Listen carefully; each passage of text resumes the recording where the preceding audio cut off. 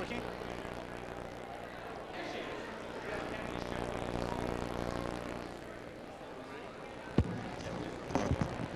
Okay, I'd like to get this meeting started.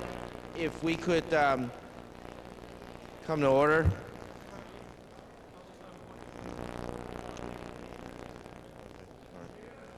We one minute, sir. We have a Cantonese translation for those individuals who need it. The translator is sitting over here. This is the second of two meetings that the president of the San Francisco Board of Supervisors, Tom Amiano, has called of the Finance and Labor Committee to deal with the issue of the living wage ordinance. This meeting of March the 18th, 6 p.m. is a special meeting. I am the chair of the Finance and Labor Committee. The other member is President Amiano. Sue Bierman, the other member of this committee, the vice chair of this committee, is away in city business, and she will not be here. The clerk is Gregoire Hobson. And since this is an item of the president, I would like to defer to him and have him conduct this particular meeting and this particular hearing. President Amiano.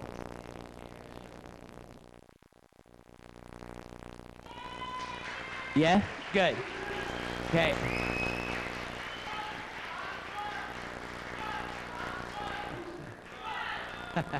All right.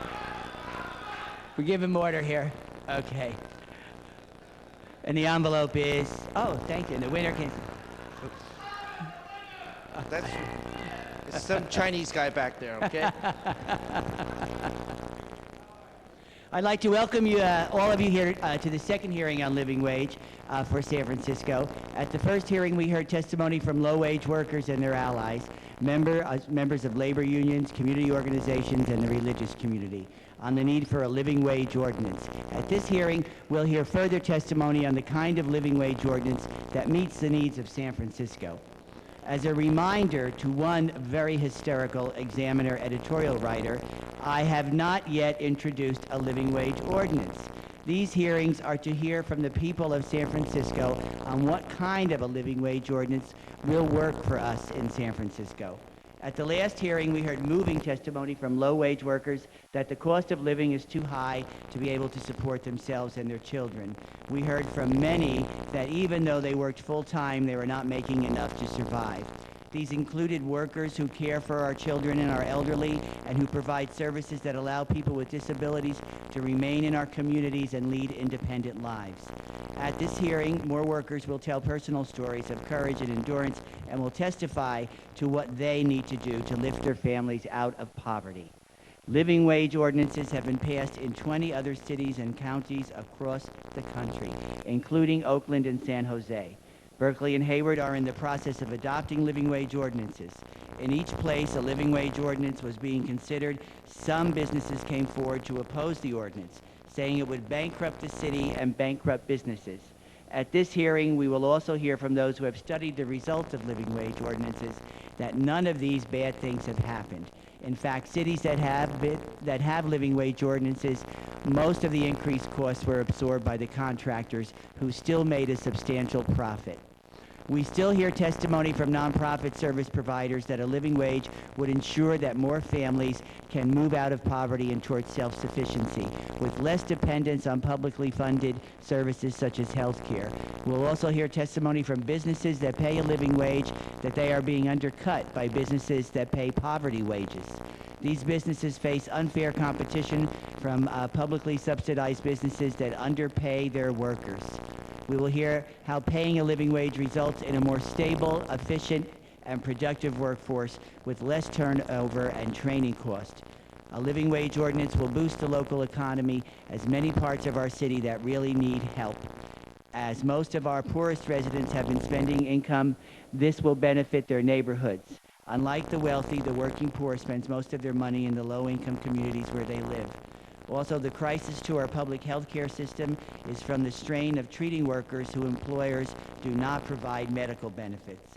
Businesses and taxpayers are asking, why should they have to pay a business for a lucrative city contract and also pay for public services for their business workers? When families are living in the hopelessness and despair of abject poverty, it tears the social fabric of the city. We call on those in the business community who are mobilizing on scare tactics to instead investigate the negative effects of poverty wages on our economic and social infrastructure. Studies have shown that what draws businesses and industry is an educated workforce. Parents who are working 2 or 3 jobs to make ends meet have little time to educate or even be with their children. They don't have the time to be involved in the churches or community organizations that strengthen the fabric of the community. We must think of what lesson we are teaching the generation that is our future. If we want to send the message to our youth that work pays, then a day's work must be rewarded by a fair day's pay. Poverty is what is bad for our business climate. Paying a living wage is good for our city and our working families. This is the Okay.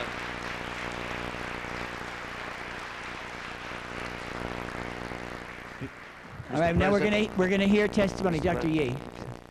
Just to let those individuals who are standing know that there is a overflow room that where the broadcast of this particular activity can be seen and heard at that particular room. It is room 263. It is the committee room, and so those individuals who do in fact need to sit down, please utilize that room for your comfort. But the room there has audio and also has video feed into it, so whatever's going on here can be seen there. So those individuals who do in fact need a seat, if you could go to the overflow room, I think that would be of most help to you, Mr. President. Thanks, Chair Yee, and you can share that with the mice over there too. So even the mice want a living wage. All right. Mr. Chair, Yes, sir. shall I call the item? Yes, please. File 990252, a hearing to consider the need for a living wage ordinance and what kind of living wage ordinance would be the best for the city and county of San Francisco. Thank you, Mr. Dobson. All right, we do have a lot of speakers, and so I'm going to set some ground rules so that everyone can be heard as expeditiously as possible. I'm going to call 3 names at a time, so if you could line up. We're going to give everybody 2 minutes, Mr. Clerk. And we're going to ask you to be as on point as possible. I know there's some very emotional elements to people's presentations, and a lot of this comes from the heart as well as the gut. But if we could look at each other in this room and understand that everyone who wants to speak should get the opportunity to speak, I think if we follow these little ground rules, we're most likely to accomplish that. So the first 3 speakers are Rosie Briers, Amanda Loya, and Gary Altienza. Could you please come to the podium?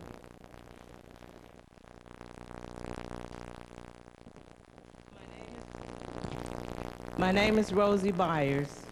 I've been a home care worker for 22 years. I work at IHSS Consortium. I begin my day when I leave home at 6:30 a.m. each morning, arriving at my first consumer home at 7:30, whom I will call Bertha. Bertha has cerebral palsy, cannot walk, get in or out of bed without assistance.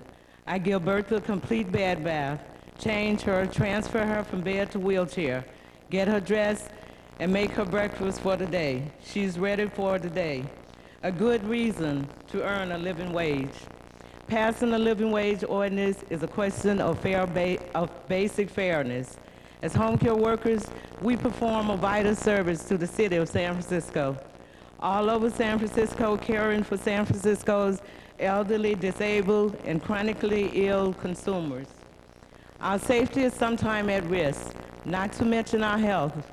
We care for people of all walks of life, oftentimes going over and beyond our call of duty, providing the best quality service we can provide. We are some of the most hardworking and dedicated workers in the city of San Francisco. We take pride in our service, in the services we provide. There are few jobs as critical as the home care workers' job. Seniors and young people alike depend on home care workers to help them get up in the morning, get their meals, and do personal care. We are helping them to live independent lives and remain in their home. Not to mention, we're saving the city and county of San Francisco millions of dollars. With the low wages we earn, it is very hard to make ends meet. Some of us are forced to work 2 jobs. Oftentimes, we have to ask for an advancement on our next paycheck in order to ride Muni back and forth to work. It is only fair that a living wage ordinance is passed. Without the services home care workers provide, many consumers would end up in institution.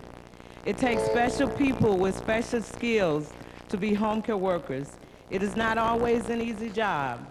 The small progress that have been made in increased wages is a step in the right direction. However, to provide real work incentive, we need to receive a living wage. Without a living wage, our children will continue to suffer. Our tables will continue to be without food, and we will continue to live in housing projects, not being able to afford anything better.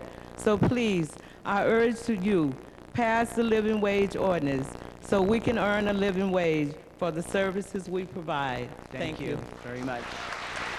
Okay. The next speaker, Amanda Loya, and I did give Ms. Burns some extra time because it was such an eloquent speech. Also, she was the first speaker, so I think that it set the tone for some of the other presentations. So I'm sorry, is it Amanda or Anna Maria? Anna Maria. Anna Maria Loya, followed by Gary Altienza, followed by Eric Marr. Thank you, President Amiano and Supervisor Yee, for taking the time tonight to listen to us. My name is Ana Maria Loya. I am the Executive Director of La Raza Centro Legal.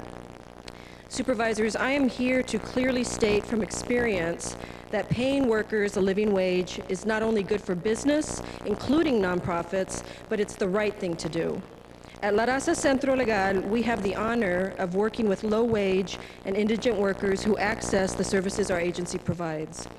The effects of excessively low wages have a direct impact on the community we serve. It's a predominantly Latino and a predominantly immigrant community. We work directly with families who are being forced into homelessness and who are caught in a downward spiral of temporary and underpaid employment. Low wages limit their access to health care. It affects the quality of their family life, which affects everything from the stress level of family members, from a child's ability to study for school, from their ability to access quality education for their kids, and for their future prospects for a basic and decent quality of life. Moreover, these families are working more than full-time supervisors. They're working 2 to 3 jobs just trying to barely scrape by a living. At La Raza Centro Legal, we see directly how a living wage is also a basic matter of women's rights. 2/3 of women earn less than $25,000 a year. The vast majority of low-wage women workers have school-age children that they're supporting. I also have to say that as the executive director of a nonprofit that is used to living lean, we are by no means a rich agency. We're committed to paying a living wage. It is important to the health of our agency. It's important to the quality of the services that we provide. The health care of our workers, the health of our workers, permit us to provide better services. Lower wages cause higher degrees of stress, greater sick leave, and adversely affect the services that we're able to provide. I'm here to urge you to create not just a living wage ordinance, but the most inclusive and extensive living wage ordinance that we can. San Francisco needs to be a model. Finally, I want to say that paying living wage is a sound business practice. Even more importantly, it's the right thing to do. It's a matter of basic civil and human rights. Thank you. Thank you very much. Gary Altienza, Eric Marr, followed by Rajiv Bahita. Gary, are you here? Altienza. Followed by Eric Marr, followed by Rashid Bahita. Thank you very much for giving me an opportunity to say something regarding our job. I am Gary Atienza, working at the San Francisco Museum of Modern Arts as a security officer since 1993. Mostly 95% of our security officers are Filipinos. And I'm talking about myself right now. When I started, I'm receiving only $6 an hour. Now I am making $7.70, which is the highest rate that our company could give us. When you compute that for 5 years, yearly I'm just receiving an increase of 34 cents. That is including our uniform allowance. Working at the museum is more stressful because of physical standing. You could work more than 40 hours if you have overtime, sometimes 13 hours a day. And what if we don't have any overtime? We have less hours, so you cannot hardly pay your bills, you cannot hardly pay your rent. And most of our guards live down at the Tenderloin apartments.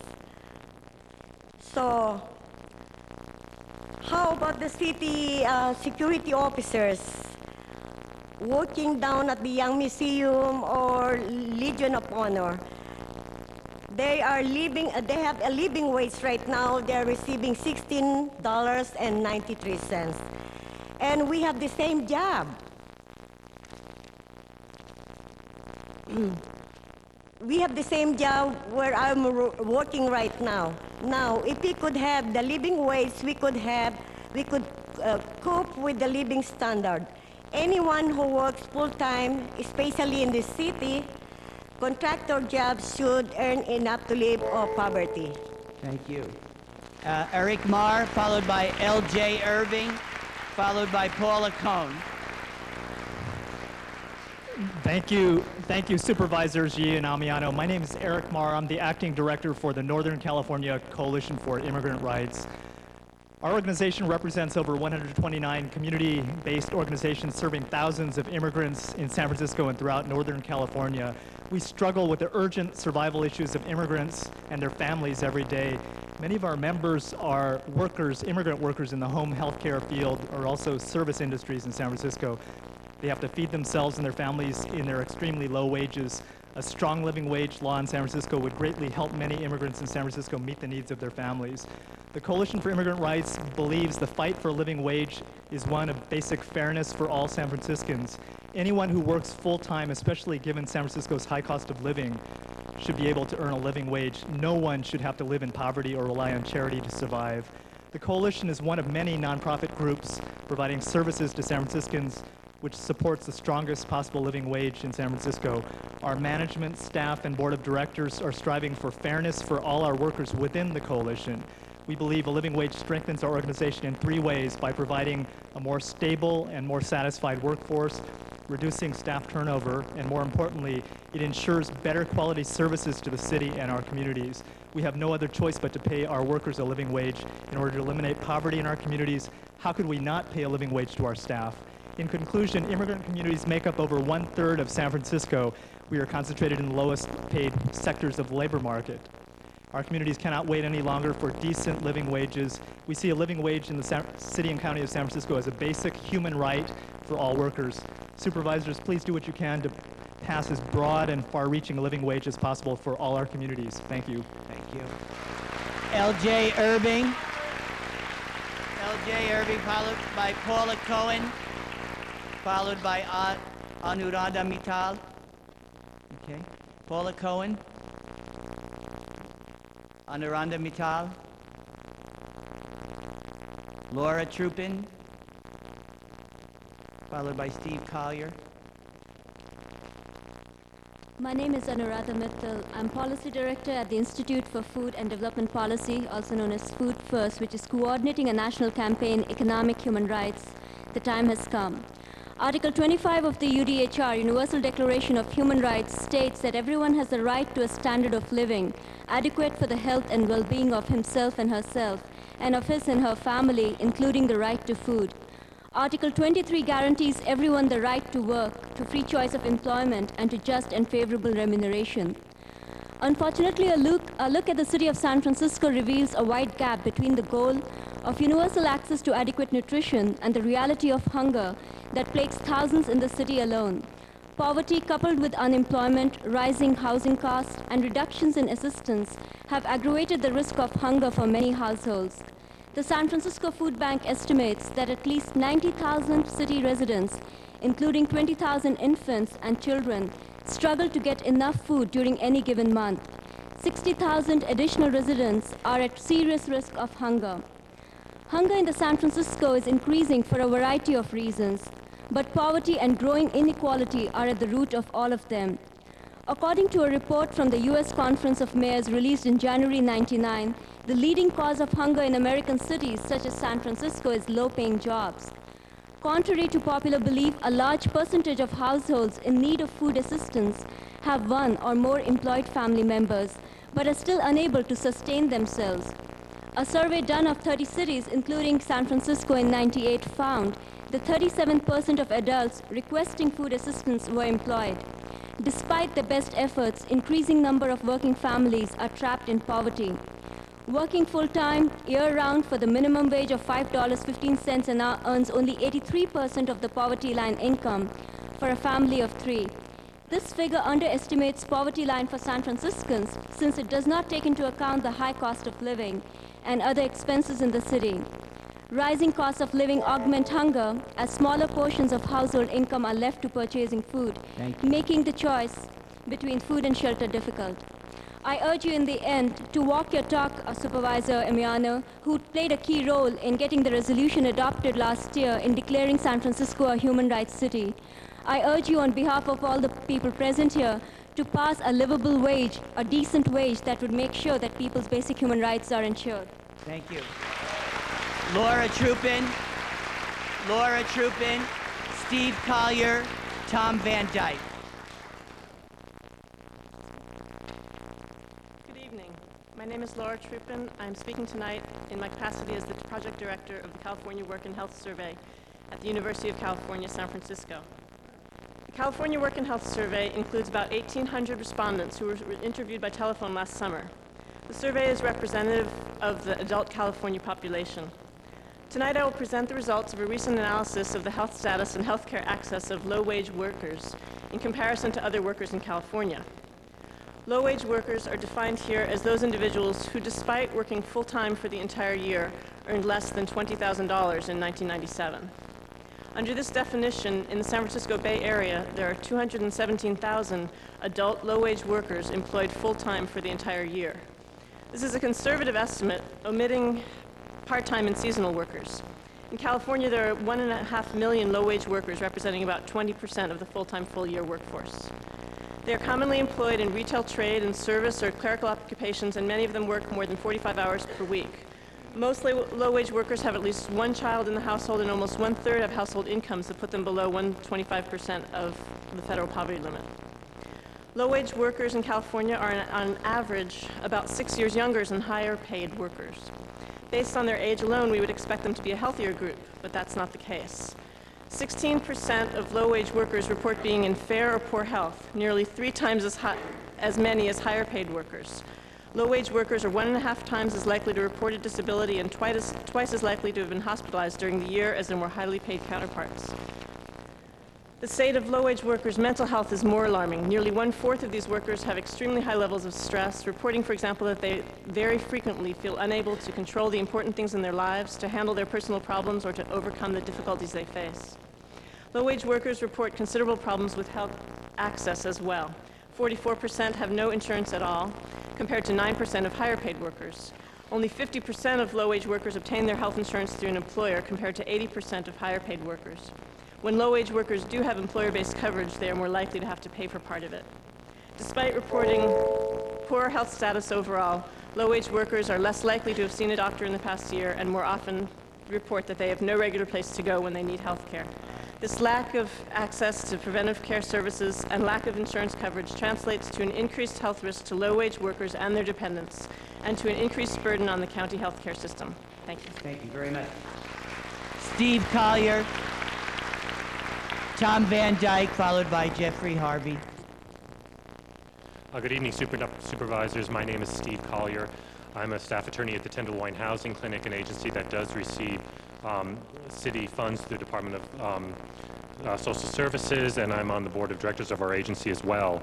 I'm here to indicate our support for the living wage. As you know, anybody living in San Francisco knows that there's a tremendous difficulty in getting housing for residents in the city, especially our poorest residents, which our agency serves. People making minimum wage basically can't even afford a residential hotel room with a private bath in the current housing market, much less a studio or a one-bedroom, even in the poorest neighborhoods in the city. So what we have is people living in residential hotel rooms who have to make choices between waiting in food lines or paying the rent or accepting charity or being homeless for a few days out of the month so that they have enough money to be able to eat or buy medicines for their family or themselves. Fundamental economic fairness and equity demands that in our city, with the tremendous amount of wealth we have here, that working people earn a living wage, a wage that allows them to live in the city, one where they can survive.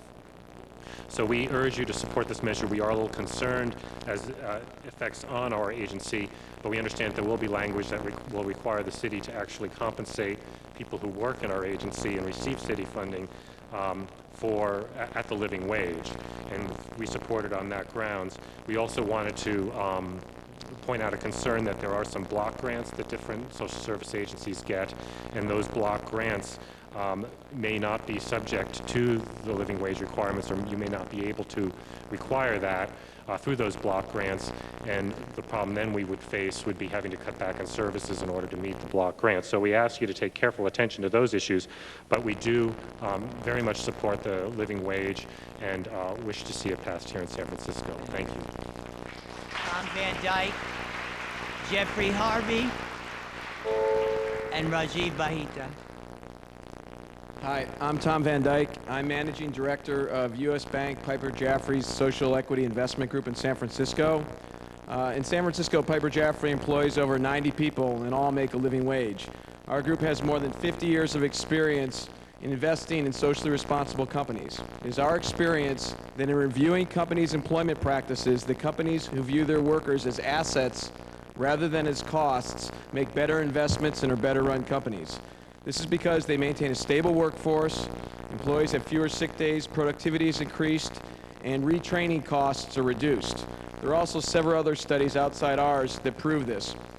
Ernst Young did a study contracted by the Department of Labor that found a positive correlation between higher performance workplace practices and both productivity and long-term financial performance.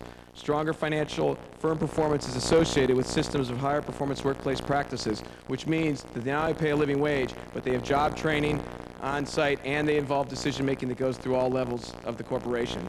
In addition, Rutgers did a study of over 700 companies, and they found that the top quartile, top 25%, outperformed the bottom 25% of companies by over 50%, and the top 25% practiced high performance workplace practices. Individual companies also had examples such as MCI found that by a 5% drop in overall employee efficiency cuts annual revenue by a couple $100 million, and overall employee efficiency is not improved by paying an employee below living wage.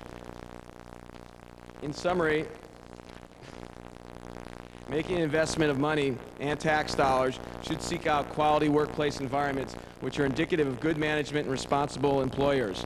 This is good for the community, good for employees, good for taxpayers, and good for business. Thank you. Thank you. Rajiv Bahita. And Dr. Bahita is from the Department of Public Health, and there has been some discussion and also some a little bit of hysteria about exactly what the impact would be on the DPH living wage, particularly for home care. So I'm going to give in-home care workers. I'm going to give Dr. Bahita a little extra time for his presentation so we can clarify all that, because I think it's an important point. Thank you, Doctor, for being here. I'm going to try to focus today on the relationship between health and income, wealth, and other measures of socioeconomic position. This is a field that is not unknown to public health. There is centuries of data in this field. However, public health traditionally has not taken an active focus of intervention in this area. In public health, the interventions in the economic realm often resonate with the force of the obvious. in the United States, probably one of the most important studies was done in 1960 by Kitagawa and Hauser, and they found a difference of 5 years of life expectancy between the wealthiest and poorest individuals and those with the most education versus the least education. These studies have been subsequently repeated and shown in many different forms. In addition to life expectancy, which has the strongest relationship between income, wealth, and education and health, other major measures that are shown to be related to income and wealth are infant mortality, the rate of hospitalizations for treatable conditions, the prevalence of asthma, measures of subjective health, measures of disabled bed days, and indicators of mental health. It's perhaps recently there have been some more illuminating studies that help point to some of the mechanisms that relate income to health. Overall, the depth of the analysis is increasing with the focus with this focus in the United States. Traditionally, studies had looked at individual level measures of income and the relation to health. Mechanisms would include material deprivation, access to health, quality of health, life expectations, and receptiveness to health measures. Recently, there have been further studies that show the relation of community measures of income and wealth to health independently affecting these measures. Even more recently, the study has turned to how incomes are distributed among communities, locales, states, and nations, and how that independently affects measures of health, such as mortality and the rates of disease. A second important contribution recently has been that of life course analysis, which will help untangle how income and education are interrelated at different points in life to produce the ultimate health and disease outcomes. For instance, there is a new concept of child social and health capital that would include both the physical parameters of health as well as behavior and social parameters of health, such as self-esteem, attitudes, values, trusts, coping strategies, problem-solving strategies, and their ability to value the future. The study we did focused on San Francisco, and what we wanted to look at is what is the burden of low income on the health of San Francisco residents. To estimate this, we used national studies of the basic risk of death and other adverse health burdens in different income levels. For instance, the studies have shown that 6% of premature deaths in the United States are due to being poor, that is, being under the federal poverty line. In applying this to San Franciscans, of whom 90,000 live under the federal poverty line, we found that among those 24 to 64 years of range, and we were limited to that because of the limits of the study, about 314 deaths per year within this age group were attributable to poverty. 73% of these individuals were, by basis of the 1990 census information, were currently employed. Assuming that those 73% would be brought up beyond poverty standards by a living wage, which I think is a very conservative assumption, we would expect 229 fewer expected deaths per year in these age groups. This does not include people younger than 24 whom income effects are present, and it does not include people above 64 for whom income effects are less important. We repeated this study, we repeated this in a number of ways in this report, looking at not only the difference between poverty and non-poverty, but also specific income groups. We found consistent information. Importantly, however, we found when looking at a measure of income distribution in San Francisco, the 90-10 share ratio, San Francisco had one of the higher ones in the country at 60.9. This means that how much of the income do 90% of the population have versus 10% of the population. This, independent of income, also affects mortality. If a living wage were enacted San Francisco of around the one proposed, San Francisco would have the lowest income share ratio in the country, potentially saving 65 premature deaths per year. We repeated the analysis for preventable hospitalizations for certain conditions that are responsive to early and opportune primary care. We found that about 59% of the city's population would have lower rates of these hospitalizations if a living wage was enacted. We looked at the potential city contributions to a universal health insurance plan. The major finding there was that an increased number of employed individuals would now be able to afford employer-sponsored coverage, thus possibly reducing the city's need for subsidizing this kind of coverage. The reason we gave was the most common reason for not accepting employer-offered coverage is not being able to afford the employee's share of cost. I did want to, in doing this analysis, we had to make several assumptions very clear. We did this assuming that every resident who is currently not getting a living wage in San Francisco would now be getting a living wage. The second assumption is that all of the other factors associated with income would move along with income. Obviously, this is not something that will entirely happen in the short term. However, it's every reason to think that this would happen in the long term. I just want to conclude by saying that it's a privilege to be able to bring a public health analysis to this important topic. If a commensurate increase in income was granted in the United States, it would probably be the largest single benefit to health in the country. Thank you very much. Bob Boileau, followed by Richard Al, followed by Mario Flores. And would you please line up? Okay. Mr. Boileau, not here? Can't hear me? Bob Boileau, Richard Al, Mario Flores. If you could please line up. Okay. Followed by Deidre Keene. Okay. Thank you. Richard, go ahead. Mr. Al. Yes. Thank you, Supervisors. My name is Richard Al. I'm supporting the living wages. When a man takes home his pay, he should be able to pay the rent, buy the food, feed the children before the children go to school.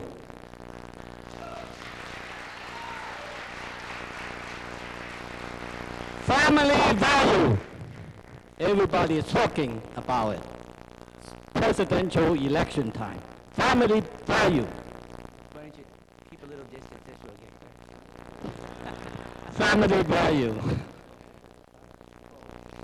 It means that the man can take home his pay the rent, take care of the family, so that he has self-esteem.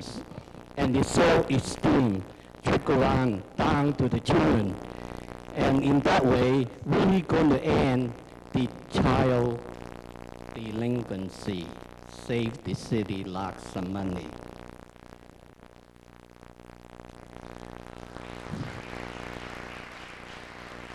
I want to give a message to any businessman in this city. If you cannot pay a living wages to your worker, we are going to run you out. Mario Flores, Deidre Keene, Deidre Keene, Taffeta Lassen, Mario Flores, Erika Schoenberger, Deidre Keene, do you hear your name, please, and Taffeta Lassen, could you line up? Whoever gets there first, it's fine. Just identify yourself. All right, my name is Taffeta Lassen, and I'm a home health care worker. And I'm also one of the working poor. When, bring the mic up now. It's not one person up, one person down. Anyway, as a home health care worker, I help keep people at home. And I work very hard with my people, and I love them, and I love the work that I'm doing. But since I lost my consulting job at the beginning of the year, which I was able to do at night when I wasn't taking care of my clients, I'm now selling things in order to make the rent. Because at the wages that we are paid for the work that we do, which is an essential work that keeps people out of more expensive institutions and hospitals, it also is something that we all need to think about doing. We need to have a better wage so that we can encourage more people. The average age of the healthcare worker is 43. We're all getting to the point where we're going to be needing our own healthcare workers, and we need to be able to attract younger people into the position by offering them not only the training that we offer now, but at a decent wage so that they know they won't be sacrificing their lives in order to take care of other people. It is a disgrace that in order to take care of other people, I have to rely on the charity of family and friends in the city in order to make the ends meet, and frequently my ends don't meet, and it is very hard to continue to live here as it is. Thank you.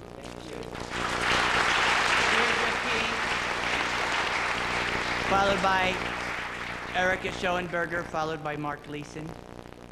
Hi, my name is Deirdre Keane. I'm a full-time student at City College, single mother of 3, and the coordinator for the Family Resource Center at City College. I've struggled over the years through battery, homelessness, and now my final struggle is staying in school. I make $6.50 an hour, which is $400 a month, and it's just, I struggle daily and monthly with whether my children get shoes, which one. I have 3 children, so it's which one gets the shoes and which one doesn't. Also, meat is not in our diet, not because we don't like it, but because we can't afford it. If the living wage ordinance changed, that would, not only would it help my family and my children not compete with each other for the necessities of life, but it would also help me stay in school and eventually further my children's own lives and allowing them to enrich their lives. I constantly struggle every semester, well, should I stay in school or should I not? And the battle goes on. If I drop out of school, well, I'll be always on the poverty line. Whether if I stay in school, in the future it will get better. But every year, with inflation and everything else, although it's not, and as my children get bigger, the crunch is really now where they need what they need, and I should be able to provide it for them.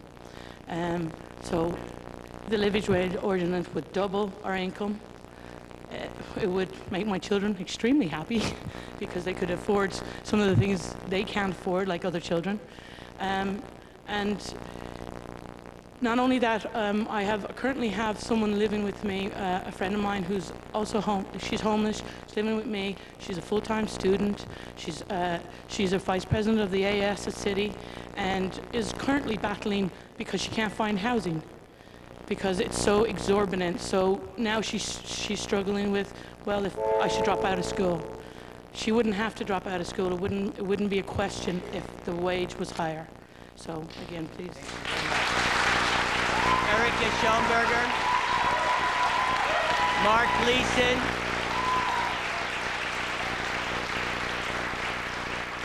and Vera Holly. I apologize for turning my back on you. My name is Erica Schoenberger. I'm professor in the Department of Geography and Environmental Engineering at the Johns Hopkins University in Baltimore. Presently visiting professor in the Department of City and Regional Planning at UC Berkeley. I was the director of a study that assessed the impacts of the living wage legislation in Baltimore, and so I want to share with you some of the key findings of that study, which was just brought out recently. The Baltimore living wage, as you may know, was an ordinance that was passed in 1994, which required private contractors working for the city to pay all of their employees a living wage, which in Baltimore, which is a much cheaper place to live than here, was set at $7.70 an hour, and it was phased in over a period of 3 years, so it is now fully in effect, after which point the increases would be indexed to inflation. So part of the goal of our study was to assess how much the implementation of the living wage had cost the city, and in order to assess this, we compared we took a before and after photograph of contracts made for the city, where we matched exactly the terms of service of the contract so that we were sure that we were comparing identical pieces of work before the living wage and after the living wage. And in this way, we were able to assess the increase in costs of somewhat over half of the contracts that were let to the private sector by the city over the 2-year period, 1995 to 1997. And so I can tell you that the cost increase on those contracts over the 2-year period, and this is a pretty stunning number, and I think it ought to really help you think about what the impacts of the living wage would be in San Francisco. The aggregate increase over 2 years from 1995 to 1997 was 1.2%, which means if you factored in for inflation that the living wage in Baltimore is essentially free to the city. There are no fiscal impacts to date. And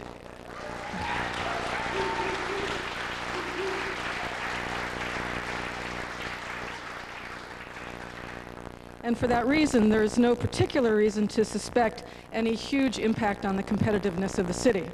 Now, in a way, these results are really startling, and you can't easily explain why there are no fiscal impacts on the city, and we weren't able to do the research that might illuminate that. I can say what the reasonable hypotheses are for that. One is that competitive pressures in the contracting market prevented the contractors from passing through increased costs to the city. Another is that the contractors did in fact realize important efficiency gains at higher wages, possibly through the reduction of turnover and the reduction of training costs.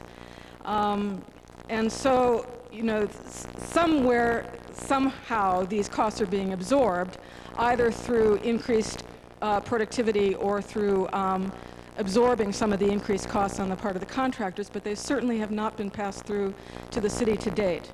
And I can tell you also that in Baltimore, one of the important extensions of the living wage ordinance now is that my university, Johns Hopkins, which is the largest private employer in the city, has adopted a living wage regulation for itself, so that the living wage ordinance is now expanded. Thank you. Thank you. Very much. Mark Gleason, followed by Vera Halley, followed by Tim West.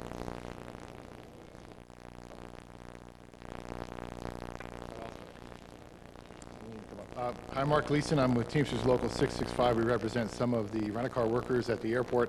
We were hoping to have more rent-a-car workers here tonight, but the rent-a-car companies, of course, knew that this hearing was going on. They've been holding up many of the workers out there. I was thrown off of the property a couple of hours ago, so I'm sure they wanted me to be here. But we wanted to let you know that city-owned property, the rent-a-car facility at the airport, is being staffed by hundreds of minimum wage workers. We have very little access to many of the non-union workers out there. The city built this facility for this consortium of the 8 largest rent-a-car companies in the United States. And I've always thought that if the rent-a-car companies were a football team, there'd probably be a howl of protest. But in the case of the rent-a-car companies, there's not been a peep about spending tens of millions of dollars on behalf of these private companies, and yet having no provisions being made for these workers, minimum wage workers, forced to work 2 jobs, 3 jobs. And we hope that you can make sure you take a look at that. We think it's a great example of what's going on in San Francisco. Thanks. Thank you. Vera Halley, followed by Tim West, followed by Mike Doolin. Hello, my name is Mario Flores, and I work at the SFO near there at the rent-a-car place at Avis Rent-a-Car, and I live in the peninsula. And basically, I'm just a hiker there. I transport the cars from one location to another. I do like the job. I also notice over there, I do see a lot of my fellow employees, and they're very nice, hardworking people. They work, God forbid, 70 to 80 hours a week. And I'll tell you, I'm still single, and I could see being married and having kids. It's a lot of responsibility, a lot of overhead on all of us. So I hope to God, when I'm ever prepared, I will be able to take care of a family with kids. But meanwhile, you got to have the living wage up to par with the standards of living of today. And basically, because I notice in this country, with the labor unions, and the businesses and regular people, got to have a balance of everything. But right now, the wages are really low. And you got to have, it's like, nowadays, it's like it's more of a crime to be poor in this country, you know, or being homeless, than it is to do white-collar crime. And that's ridiculous. I'll tell you. The other day, I was on a rent-a-car bus, and what happened is I was on a rent-a-car bus, and I see these politicians, they're sitting relaxing, like we all deserve to do. And there was some vagrant out in the streets, and they were laughing at the vagrant. And I go, you know, anybody can be in that position. It just depends on what the economics lay to us, you know? And it's like, what makes them better than anybody else? It's like, I think all of us should be judged. Every one of us should be judged in having, you know, the self-respect and character, dignity. Don't do anything wrong. We're doing the best we can for ourselves, you know? Not to be judged on the lack or minuscule of income that we're all trying to do our best for, you know? Anyway, ladies and gentlemen, that's all I want to say. Thank you, sir. Tim West. Mike Doolin, followed by Bruce Allison. Hi, I'm Vera Hale, and I'm with the In-Home Supportive Services Task Force of the Planning for Elders in Central City organization, and we've been working on issues related to home care for about 7 years. You've already heard eloquently from many of the home care workers about their needs, and I want to mention just a couple of additional points. I hope on Saturday you also heard from some of the elderly and disabled people who use the services of the In-Home Supportive Services workers. We have found that it does make a big difference in reducing turnover when workers get higher wages. They don't run off to the first job that pays 10 cents more. We've also found that the quality of care is improved when the wages are increased. And we want to make one point about the not sacrificing service money for increased wages. We've always maintained a principle that we want to make sure services are maintained and costs are not reduced when the workers' wages go up. And with your help and the rest of the Board of Supervisors, we've been able to do that and get the wages increased the past few years. Now, San Francisco will be the first city in California, at least, where the IHSS workers will be included in the living wage ordinance. And that's because this is a city and county, and the other places it's just been a city. So we think San Francisco was important in getting the first Healthy Workers program just this month. And so we hope San Francisco will also include all the IHSS workers in the first place in California where they'll be included. Thank you. Mike Doolin, Bruce Allison, Kay Walker. Good evening. My name is Tim West. I work for SEIU Local 1877 in San Francisco, formerly the jurisdiction of Local 14. I represent the workers at Moscone Center. What we're here tonight, we brought a contingent of workers, some of which will speak to you about their personal endeavors to try and make a living wage in the city and county of San Francisco. We want to make sure that Moscone Center is included in any living wage ordinance. Presently, we have any number of workers working for $8 an hour with no benefits, working 4 hours, sometimes only once a week, and it's very difficult for them to make a living. So I just want to urge the Board of Supervisors to pass a living wage ordinance. Whether it includes benefits or not, it certainly should be at least double what it is now, and we're hoping that these workers will eventually be able to be included in allowing them to live a decent, constructive, well-paid life in the city and county. Moscone is a place where the public comes, and these people deserve to be given the opportunity to live and make a living. Thank you, sir.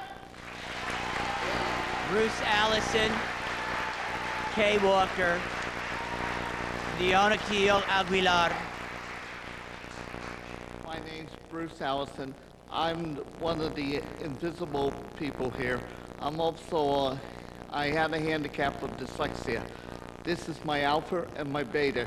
I will not get any higher, and it's boring to be 45 and be forced to live with my parents because I cannot afford an apartment on my own due to the high wages in this city. And there are other disabled, my other friends of SIAPA that cannot make it at this time, that in the same predicament. Thank you. Kay Walker. Dioncio Aguilar, followed by David Gleason. Kay Walker. My name is Kay Walker, and I'm a native San Franciscan, a dying breed, dying because the rents are so high, and most of us have moved out a long time ago. And I am here to support, as the Secretary of the Political Action Committee of SEIU 535, this ordinance. I think it is a modest proposal, and I think it's also very helpful for the other city employees in the sense that the departments of the city are always trying to save bucks by contracting out, and they have been doing it at the expense of city positions, which means through maybe attrition or layoffs. This has been going on for years. It doesn't reflect on this particular one administration, but it's been going on for many years. And if these jobs are given a better wage, there'll be less chance that other city employees will lose their jobs, or there will be fewer jobs in the future. I like to see this, you know, as a native and as a labor advocate, which I have, I've been a part of the labor movement for many years. Also, I think everybody knows how horrendous the rents are here. That you can walk up to a real estate agency and see an actual house going for $8,000 a month, or a garden apartment for $1,300, and that you can't really, this is so modest, $12 an hour, which is, I heard, might be like a medium wage in terms of this ordinance, will just get a person by at $900 a month, maybe one child, because it equals about $2,000 a month. And when you take taxes away from this, you know, you can pay the rent, food, and have a relative do daycare. So this is not an extreme measure. It's hardly making the grade, in fact. So as a labor person and Secretary of PAC, SEIU 535, I would like to support this. Thank you. Dioncio Aguilar, David Gleason, followed by Elva Cross. Garrett. David Gleason. Good evening. My name is David Geeson. I'm with the Alliance to Raise Wages and End Poverty. The intention of this ordinance is of the best of intentions, that is to raise, at least for a segment of the population, a living wage. And the only question really should be is, why can't we raise or eventuate a living wage for everyone? And a question then occurs to me is, how?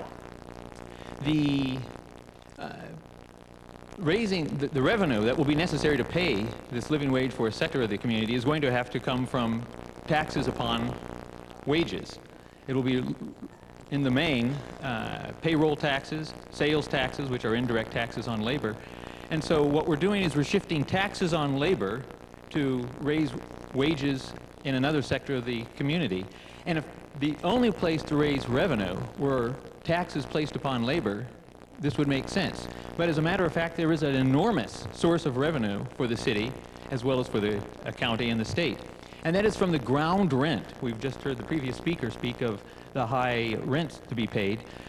According to the assessor's office, the annual ground rent, that's the value of the land beneath the buildings of San Francisco, is worth in excess of $5 billion a year. For that privilege, the owners of the land of San Francisco are paying about $200 million a year in taxes. That means they're walking away with about $4.7 billion either paid to them or which they don't have to pay. That's imputed rent. The question before us should be, why don't we collect the annual value of ground rent? That's in excess of $5 billion a year without having to tax wages to raise wages in another area of the business sector. We could simply raise the revenue we need through this collection of unearned rent. The owner of land has created nothing. That's the gift of God. Labor creates the only real value, and yet the ownership of land is the condition placed upon labor going to work. Thank you, sir. Elba Cross, Bernardine Emperador, Connie Ford. Elba Cross, Bernardine Emperador, Connie Ford. Please line up. We're going to call other names if you don't come up. Wade Hudson, Mary Louise Lovett, Mickey Ellis.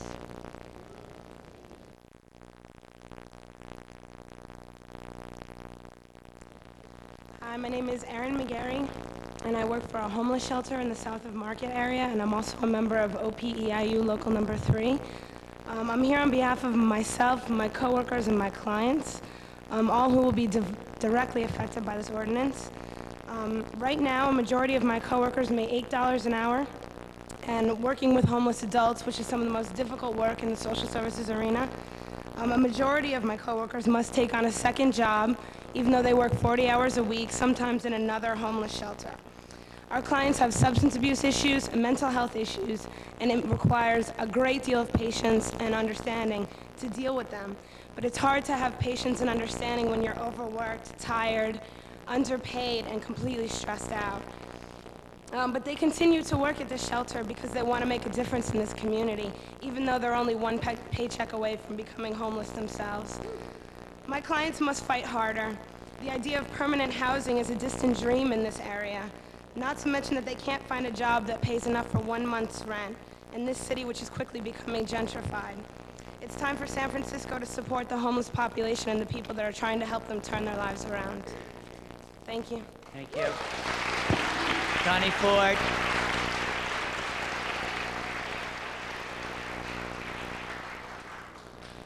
Good evening. My name is Connie Ford. I'm a business agent, a union rep from OPEIU. You've heard a lot of communication, a lot of talk tonight about the living wage. I just want to sum it up for you so you remember the importance of it. The living wage is a campaign that's committed to reversing this economic trend in this country where the rich are getting richer and the poor are getting fundamentally poorer.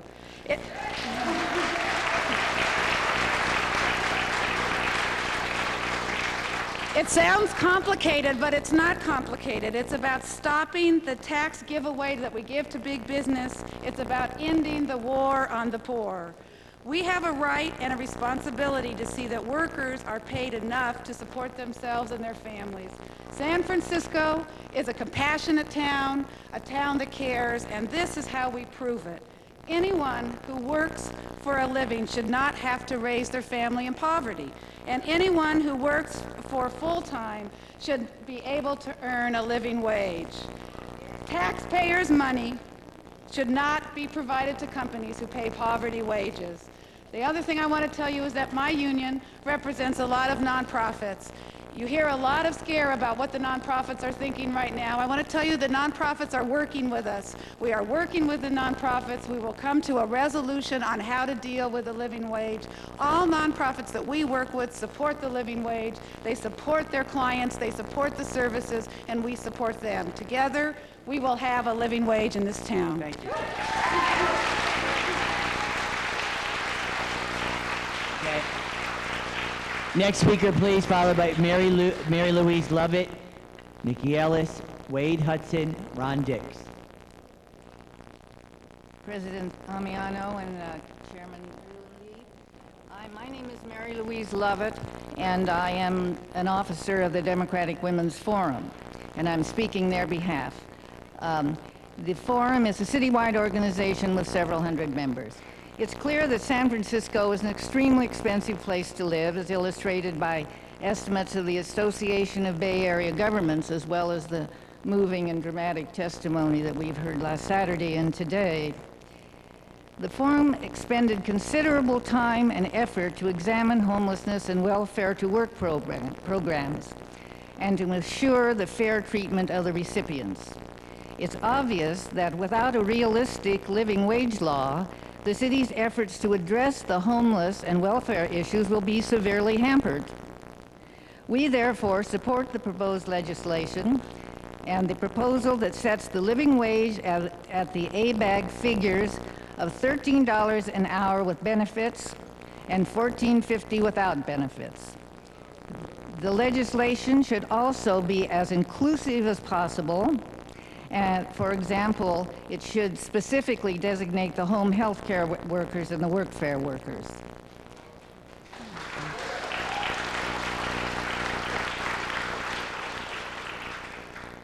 This proposed legislation raises profound public policy issues, as our supervisors know all too well, and consideration of the costs. And the forum will continue its study and its advocacy. And our thanks to you very much for taking on this far-reaching issue. And we'll be there fighting too. Thank you.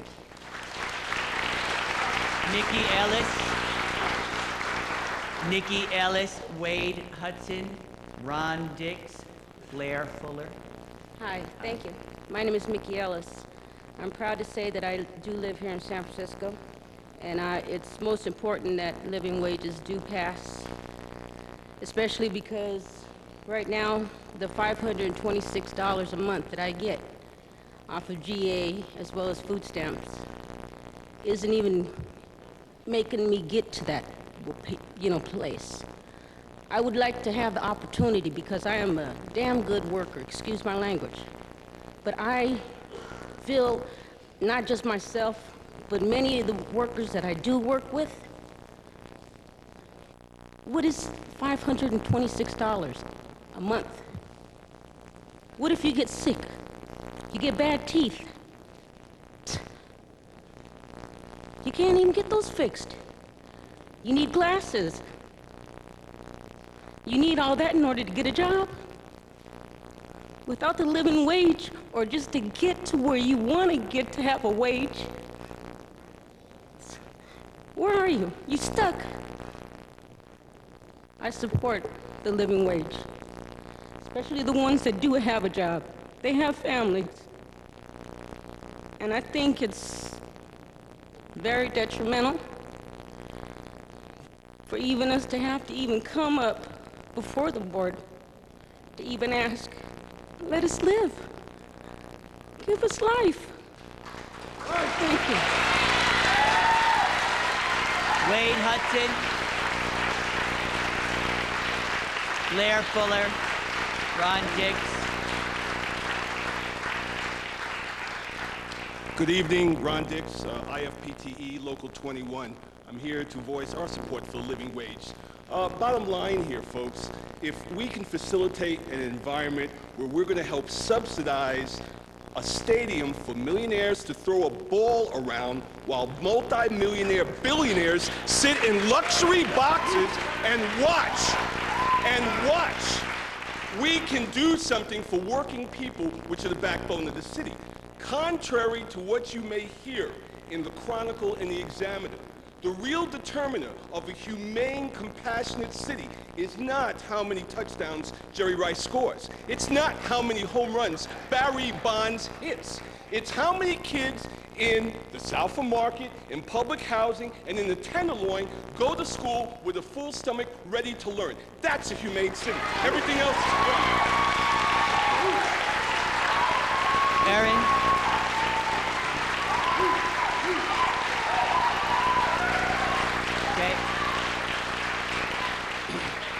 The next three speakers are Erin McGarth, Kahalif Aronde, and Howard Williams. My name is Wade Hudson. I'm coordinator with the San Francisco Progressive Challenge and the Economic Security Project. Most poor people are working people. Lack of effort is not the primary reason for poverty. Rather, the Federal Reserve and the Clinton administration have decided that it is easier for the super rich to make money on Wall Street if inflation is very low and very reasonable. And they've decided that the easiest way to control inflation is to reduce jobs and limit wages by keeping real interest rates high, which creates poverty and underemployment. Even if requiring adults to work 2 or more minimum wage jobs were truly a solution to poverty, is it fair? And even if it were fair for adults, is it fair for their children, who pay a terrible price for growing up in poverty. Economic insecurity causes medical problems. Inadequate early treatment multiplies the cost of health care years later. Poverty promotes violent crime. The list goes on and on. Is it reasonable for society to pay these unnecessary costs? When Dr. Martin Luther King Jr. was assassinated, he was organizing a Poor People's March on Washington. King said, quote, "We can't let that kind of poverty exist in this country. We need a guaranteed minimum wage so that no family will be without the means to buy the necessities of life. A job ought to be the first thing that we guarantee every person capable of working," unquote. We must rebuild a movement to realize King's dream and establish economic security for all. Creating poverty is not the only way to control inflation. Enacting a living wage law in San Francisco will be an important step in that direction. Then perhaps we can organize a working people's march on Washington and demand a living wage job opportunity for all Americans. Thank you. Thank you. Next speaker, please.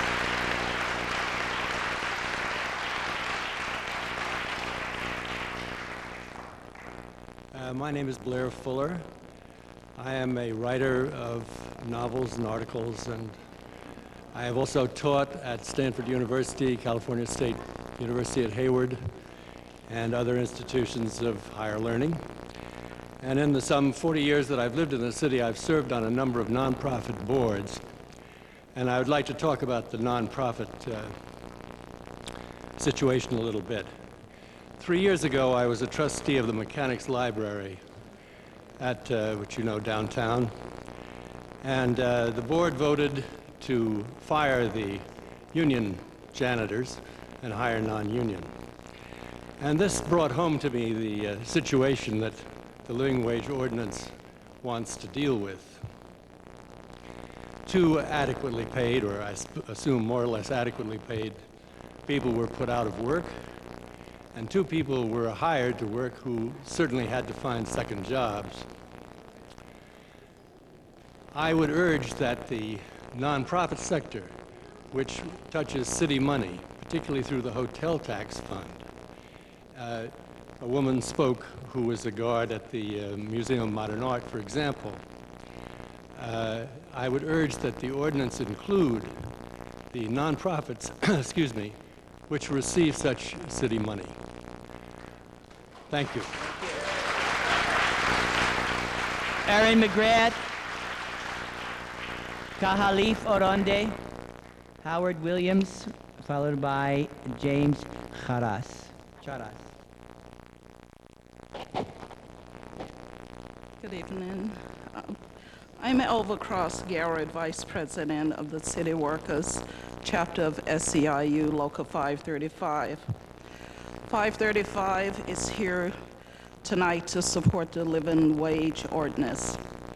535 is here today to encourage you to do the right thing. Local 535 represent workers in different departments in the city. It's in these departments where we see the struggle of our clients barely earning enough to make ends meet. We hear the cries and longing from children wanting new clothes for school. Rather than clothes mom shop for at Goodwill or Salvation Army. We hear the story of one Alma B. who worked 3 jobs for 30 years in order to support a family. In later years, Ms. B became disabled, lost her apartment, and became homeless. We see the struggle of our brothers and sisters providing security in agencies like the Department of Human Services.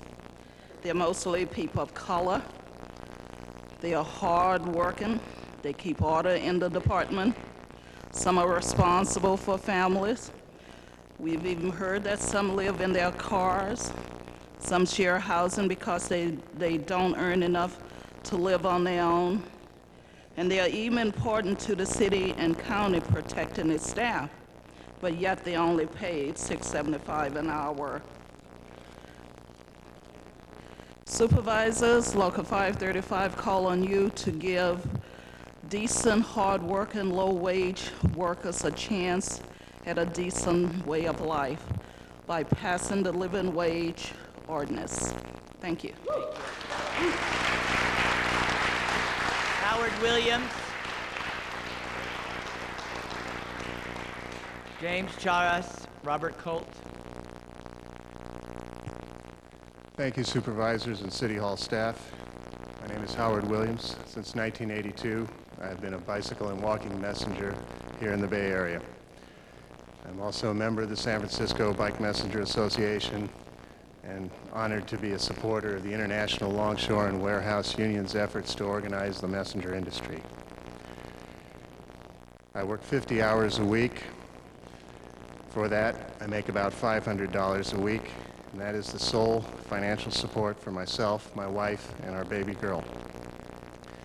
Like most messengers, I'm not paid by the hour, rather, I'm paid by the delivery.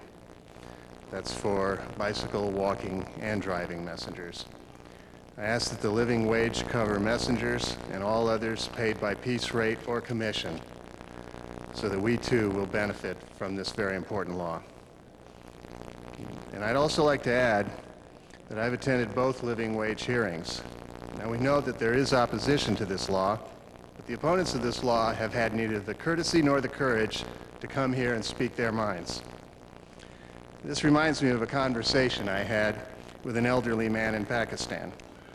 He explained to me that in his tribe, political decisions are made by an open hearing of all the tribesmen. I then explained the secret ballot to him.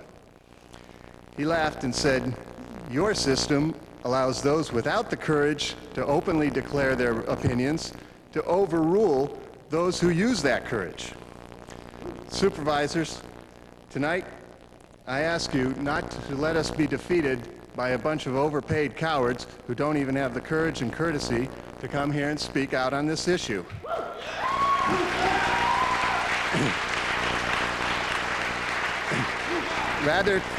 Rather, I ask you to pass this law in honor of those of us who have the courage to do our jobs, to raise our families, and to come here and to speak our minds. Thank you.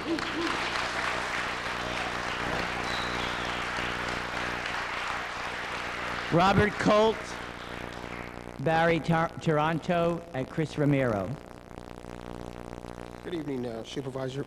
My name is Khalifa Randi, and I don't come here representing a particular group of any kind. I'm simply representative of all the people that's here.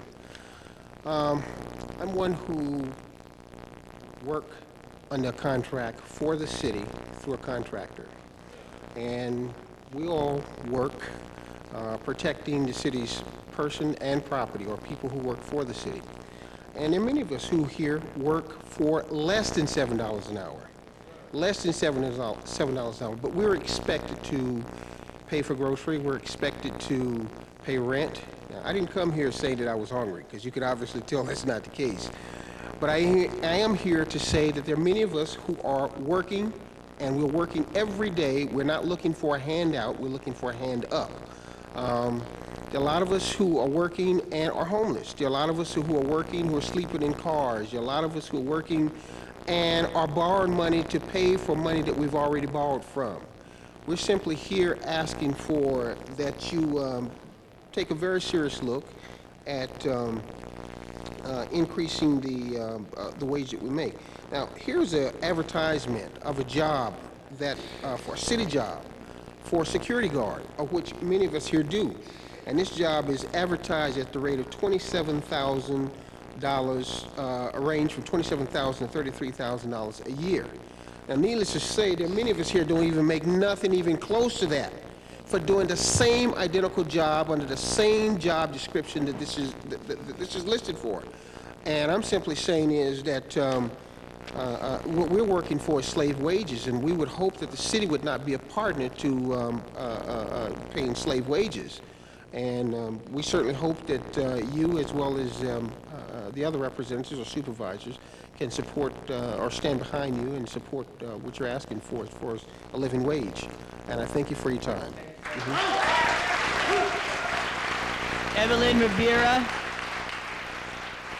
Mirna Rodriguez, Joan Palacios. Okay, please step up, please line up.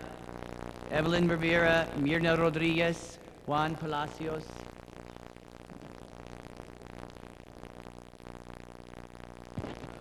Señor, buenas tardes. My name is Juan Palacios.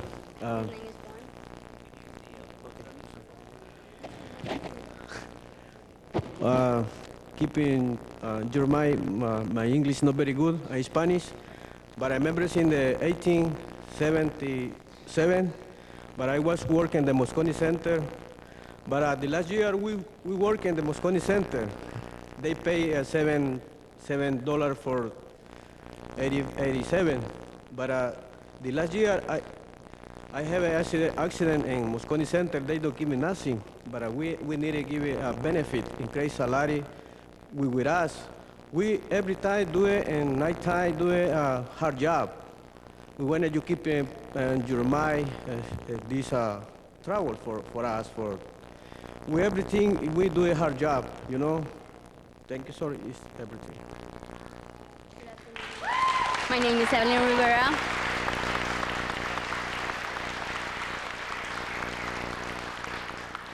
My name is Evelyn Rivera. I worked for Booth Cleaning in 1995 to 1997. I had my daughter sick. Okay, my daughter was hospital for 1 month. I didn't have insurance. Okay, they sent me to General Hospital. They didn't do nothing to me. I lose almost whole time working there for nothing. Because my daughter was sick, I spent 1 month in the hospital with her, needing somebody to help me. My rate was only $7. I was supposed to pay rent, babysitter, especially. They were charging me $1,500 to have her in the hospital. And these people who comes to work from Booth Cleaning, they need you. They need a raise. They got kids. They need you. Do something for them, please. Because I need it, and you wasn't there. Thank you.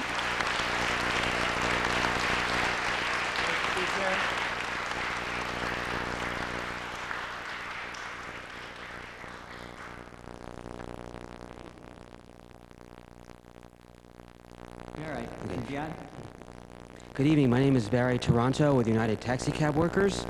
I would like you to consider independent contractors like us who perform a public service to include us in the living wage ordinance.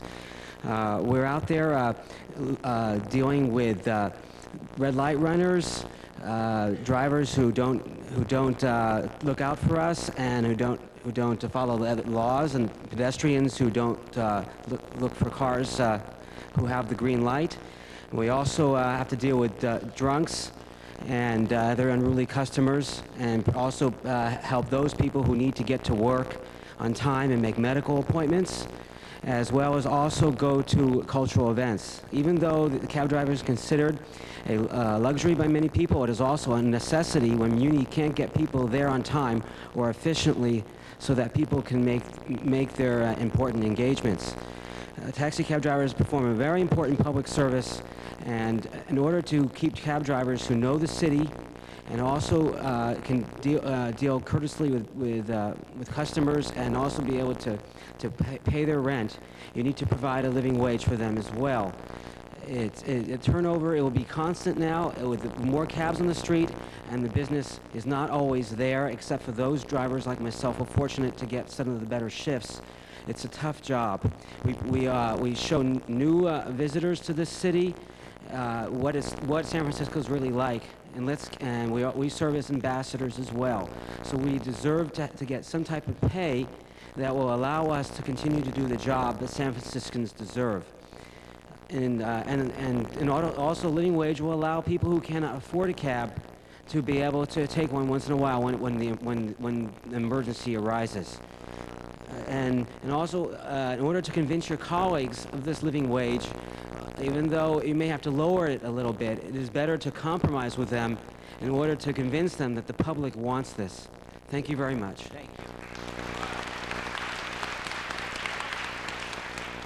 Hi, good evening, Mr. Miano, Supervisor. My name is Mirna Rodriguez, and I represent Local 1877.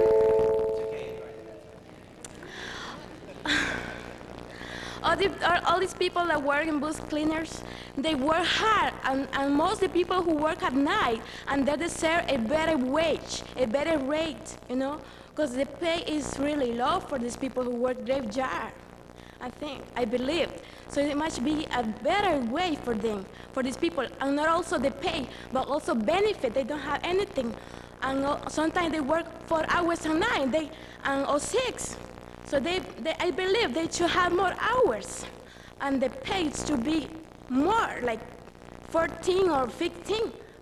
It depends. That's what I believe.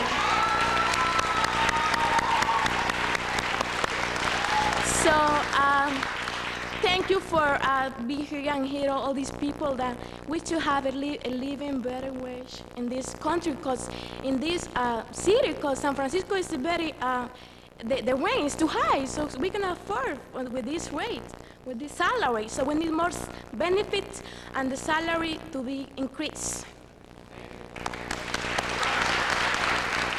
Tracy Faulkner, Christine Gotti, Rosanna Mojica.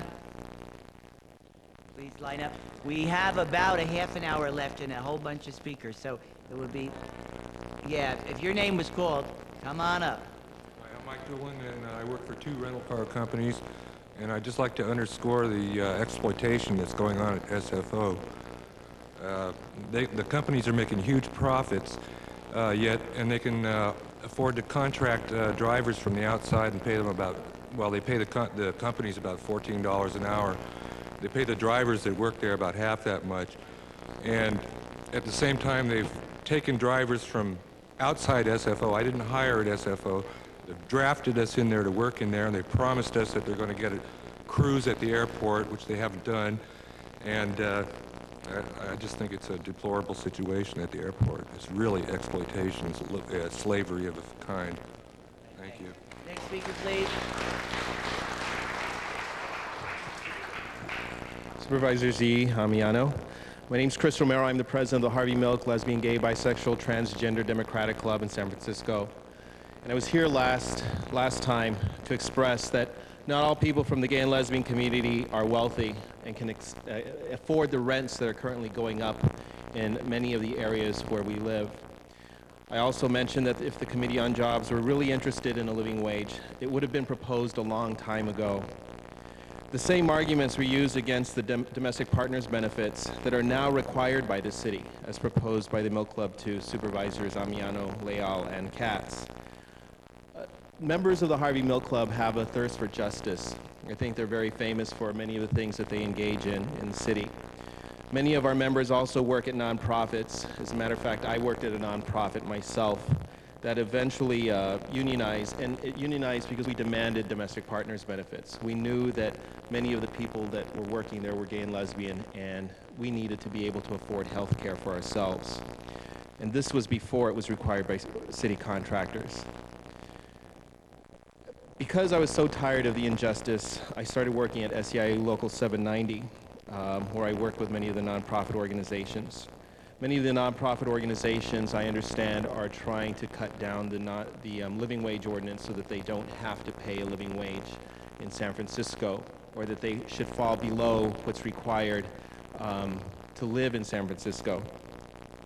Next week, the Harvey Milk Democratic Club will start working at MCC Church to start passing out food in our community, in the Castro, a community that has very high rents, a community that prides itself in having clean streets and a clean neighborhood. We know that we're subsidizing a lot of these nonprofits, and we have to be honest, we're paying for their health care. Many of the folks that work at these nonprofits now get their health care through the city. We're paying the high wages of executive directors at these places, which get high wages despite the fact that many of their workers are getting low wages. And let's be honest, unless Supervisor Amiano, you had been elected president of the board this year, this wouldn't even be on the table. If you had not been elected president of the board, it would be something that we couldn't even expect to happen. At least now we have hope.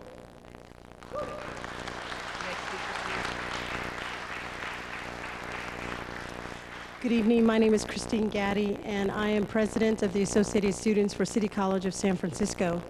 I'm here because I represent 30,000 students of Phelan campus, and we want to tell you that we are paid $6.50 an hour to work. It is not livable.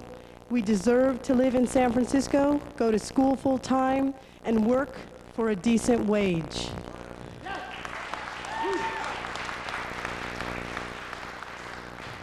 We, the students, urge you, Supervisor Ambiano and Supervisor Lee, that we need a living wage ordinance in the city of San Francisco. Thank you. Elizabeth Boardman, Bob Ulrich, Garth Ferguson. Good evening. My name is Rosanna Mojica. I am also a student of City College, a full-time student, and a past and present student worker. City College is here to serve the working poor and people of color in this city. And every day I see classmates and friends struggling to make ends meet, dropping out of school, taking longer to graduate because they can't afford to stop working. They can't afford to not juggle the 2 or 3 jobs that they're juggling. And in order for San Francisco to have that highly educated, versatile workforce that attracts industry, you need to pass a living wage ordinance so that people don't have to choose between going to school and bettering themselves and between putting food on the table. Thank you.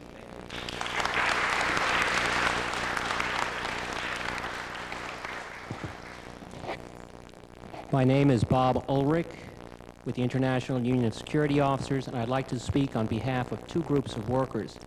In 1982, the security officers at the Department of Social Services dealt with the often desperate human beings receiving public assistance. They broke up fights, sometimes got hit in the head with bottles, sometimes got bit by dogs, sometimes got bit by other human beings. And they made $6-something, $7 an hour. In 1999, the security officers at the Department of Social Services deal with the sometimes desperate human beings who receive public assistance, sometimes break up fights, sometimes get hit in the head with bottles, sometimes get bit by dogs, and sometimes get bit by other human beings, and they make $6-something to $7 an hour 17 years later. To the Board of Supervisors and all of labor's representatives, I say shame on all of us if we let this madness continue.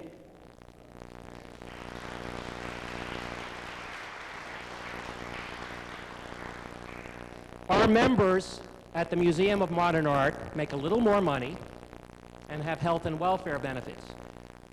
But if any of the distinguished members of the Board of Supervisors would like to know what it is like to work there, go down and stand in front of City Hall at the base of the steps for 13 hours.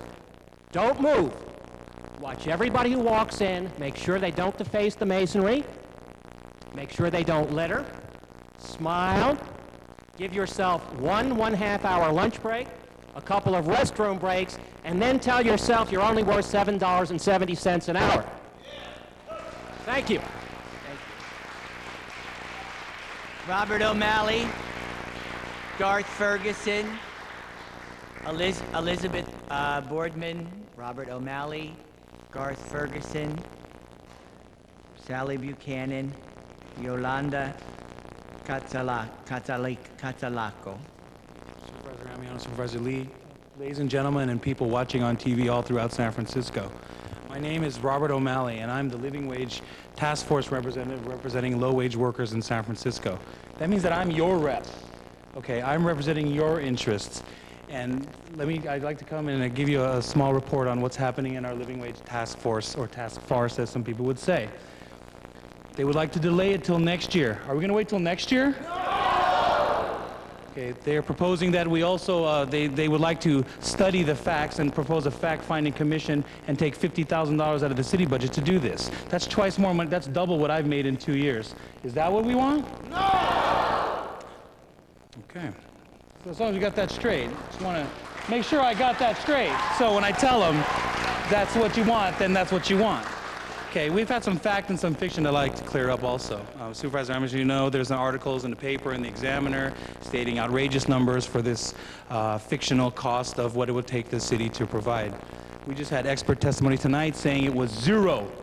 Okay, zero cost to the city of Baltimore to provide this living wage in San Francisco. We should expect nothing short of that exact same number. Okay. Like I said, I also work at a nonprofit agency supporting a city contract here in San Francisco, and I make $7.50 an hour being a manager of an agency that supports the arts. I mean, I don't have a golden parachute. I'm not on any public service. I don't receive any money from the city or from the state. And I'm barely making it. But I'm doing it because you're telling me that's what you want, and that's what I'll do as your living wage representative. I'm also on the coalition here, and we want to get that passed this year.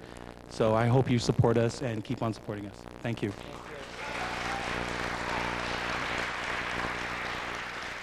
Eduardo Capolong, Elveta Stewart, Luis Fiametta, Rua Grafis. Sí. Go. My name is Elvita Stewart, and I work at California Savings and Loan, and I'm a stenographer.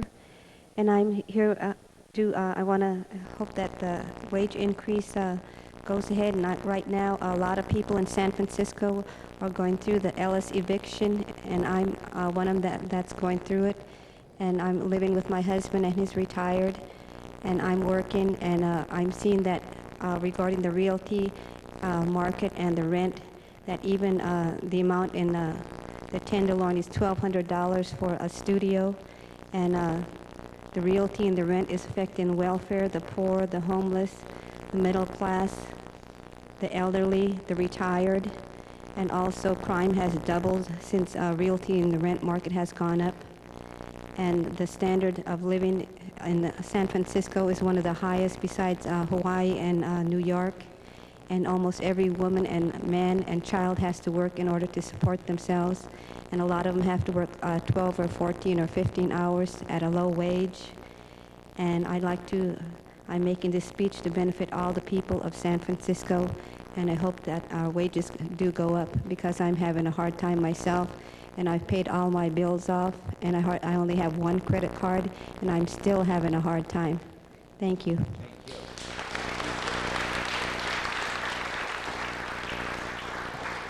Good evening. My name is Yolanda Quetzalco. I'm a member of the United Educators of San Francisco. I'm also a member of POWER, People Organized to Win Employment Rights. That's a fair workers union. I would just like to say that in my job and in my work with POWER, I see poverty. I see people going without food, without full-time work, without health benefits. At school, I see little kids whose parents make enough to live in a nice neighborhood, but not quite enough to be able to buy their clothes for their kids, because they come in sometimes with little holes in their shirts. I see children that are hungry. I see in the Tenderloin people that are hungry, eating and working as workers and eating bologna sandwiches, sleeping, if they're lucky, in a little one-room hotel room infested with roaches. I see these people, and I know that this cannot go on. I am saying this because I know that the history of this country, the history of San Francisco, and not voting for 187 can only mean that we are tired of being without. I would like to state a quote from Ethel Long Scott. It's a woman on the rise, and she says, according a few federal statistics show that the richest 1% of Americans have more net worth than the bottom 90%. We have the wealth that we have produced. It's time we share it. We have that technology to enable us to live, to be fed, to be clothed, and to be housed.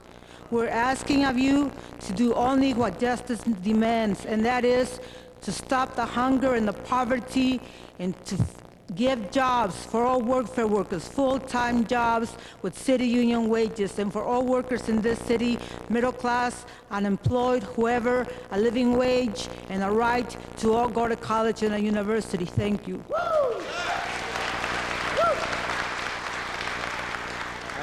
Francisco. And I just want to call the last speakers that I have: Larry Edmond, Daisy, Virgil Heckneden, and Michael Butler. My name is Elizabeth Boardman. I work with a nonprofit service organization called North and South of Market Adult Day Health. Our organization is in favor of the Living Wage Initiative if it is carefully worded and properly funded. We want to make a new point that has to do with proper wording of legislation of this sort. We understand it hasn't always been called to public attention in other cities that have a living wage.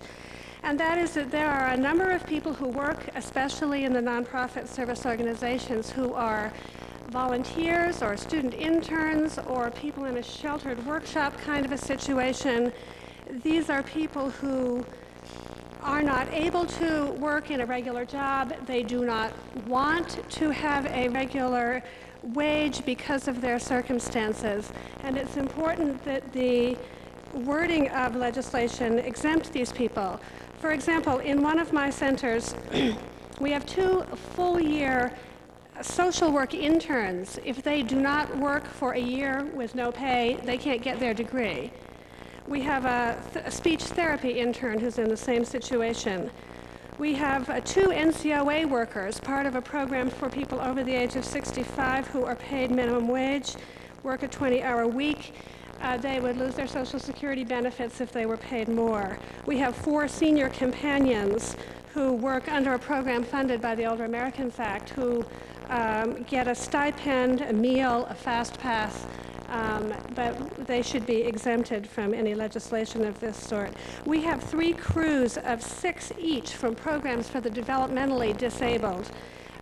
We have 1 developmentally disabled staff member who is able to work at minimum wage. We have volunteer board members. We have volunteers from AT&T next door and an assortment of other interns and volunteers. It's important that the language of living wage legislation exempt these people so that they don't lose their opportunity to engage in useful or educational activities according to their abilities. Thank you.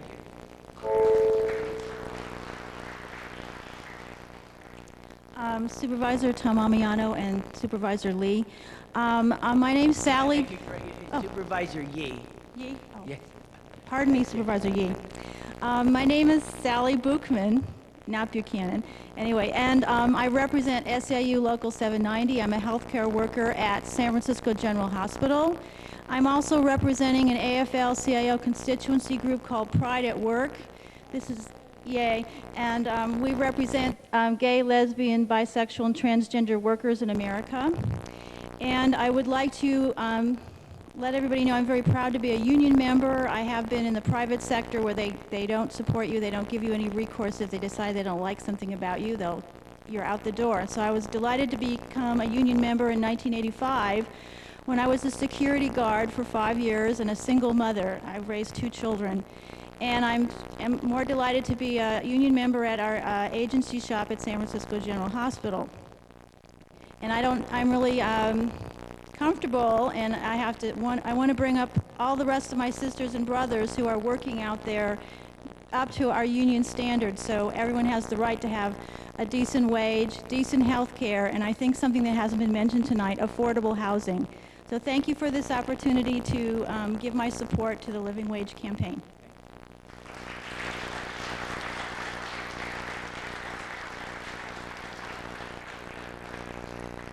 You amaze me. You guys can still smile. Good evening. My name is Rue Graffis, and I work with United Taxi Cab Workers. What is a living wage in San Francisco? The Committee on Jobs say it's $9 to $10 an hour. Some people say it's $14.50. Some people try to make out that this conversation is the workers are asking too much, that we are asking for some kind of handout.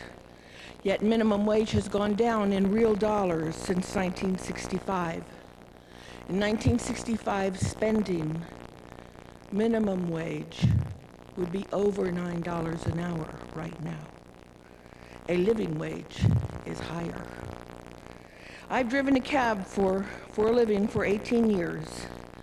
In real dollars, my income has steadily gone down every year because we pay rent on our cabs. It will be virtually impossible to include us in this ordinance.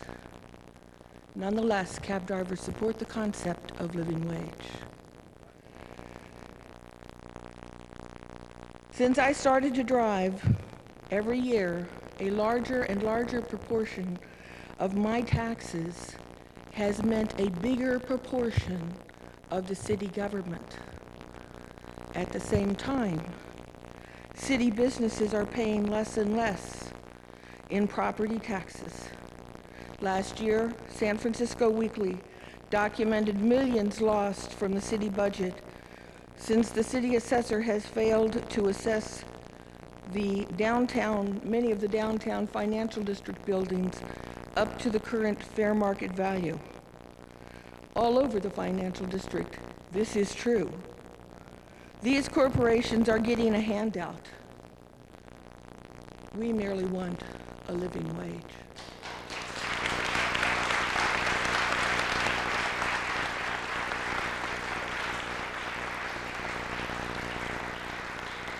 My name is Eduardo Capulang. I'm with the International Socialist Organization. I have just 3 things to say. We're here to lend support to the living wage ordinance, and not only for the Board of Supervisors to pass a living wage, but to pass a living wage that is the broadest, the highest, and most inclusive ordinance in the country. 1450, actually, I was just told here that there was actually a study by the Committee on Jobs that found that a living wage in San Francisco is about $13.50 an hour as well. So by definition, living wage is $13 an hour with benefits or $14.50 without benefits. Anything below that is not a living wage. So we urge the Board of Supervisors to pass a living wage ordinance and not something less. The second thing I want to say is I work in a nonprofit, and I know that there's been talk about exempting, phasing in, what have you, nonprofits, and I actually find it kind of insulting, as I think my other coworkers in nonprofits would, to exempt, to phase in, to somehow leave out people in the nonprofit sector. Nonprofit workers are some of the most compassionate workers in the city. They do a lot of work, and I think they deserve to be treated like any other worker in the city who gets city jobs or city contracts. The final thing I'll say is, I'm glad somebody talked about the zero cost of this ordinance. We're supposed to be living in a miracle economy right now, right? 8th year of a boom, and Wall Street is celebrating. We have the biggest surplus in a decade, $145 million. This city hall right here cost $23 million, right? Now, we should be able to afford a living wage for everybody in this city, and we know that that is going to take a big fight. Because even as we have these big budget surpluses, Mayor Brown is cutting services at San Francisco General Hospital. He's cutting services at schools. There's going to be layoffs this September. It's going to take a big fight. We know that it's going to take a big fight. So I urge everybody here to continue the struggle. Don't let other people cut the deals. Keep on going. Build a coalition. Build an organization. And we're going to get a living wage in this city.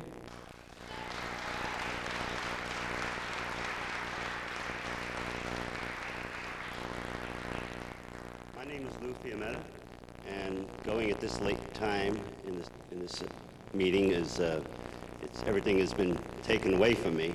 So what I would like to add, I represent the 50 million people, children in this country that go to bed hungry every day. I don't just represent local people, but in a country where the stock market went to 10,000, where corporate earnings have gone the highest it's ever been, where CEOs are being paid $157 million in perks. It is a shame, and I'm embarrassed to have to come up to here to speak up for these people, to ask for something that is, should be given to every American. I like to echo everything that's been said before me, and living in San Francisco Bay Area, it's one of the greatest cities in this nation, and I believe that you should lead the rest of this nation in passing a law, and Berkeley has also passed the law. It was going to pass an ordinance for a living wage, and please join in with them to send the message to everyone throughout this country that we want what we should have, just liberty and pursuit of happiness. Thank you.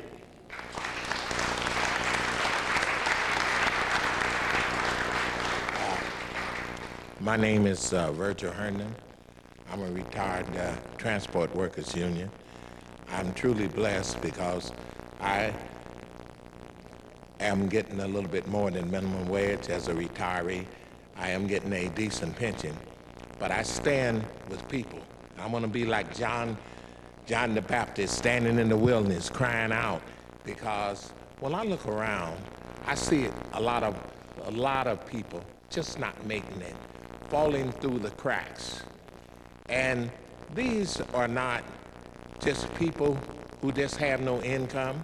Many are working people that are getting minimum wage, some of them getting a little more or less, but still yet not being able to make it, falling through the cracks. As I walk around the city, these are the people that are making $7 and more an hour. You see them in the line at St. Anthony's, at Glide Church, some of the Pistol sanctuaries. These people cannot even afford a studio apartment.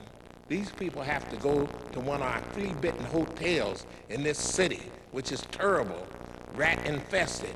And they're paying from $300 to $400 for these rooms because on the salary they make, this is all that they can afford. And these are fathers and mothers who are working, making this minimum wage, but their salary does not allow them to buy enough food to feed their family.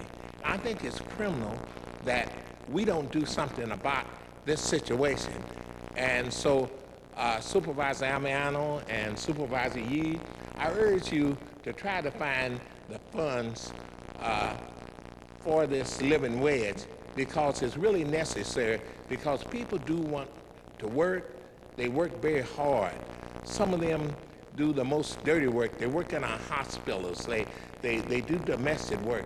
They work very hard, and they have their dignity and their respect, but still yet they want to be able to put food on their table and buy clothes for their kids. So please try to find the money to fund this living wage ordinance. And thank you so much.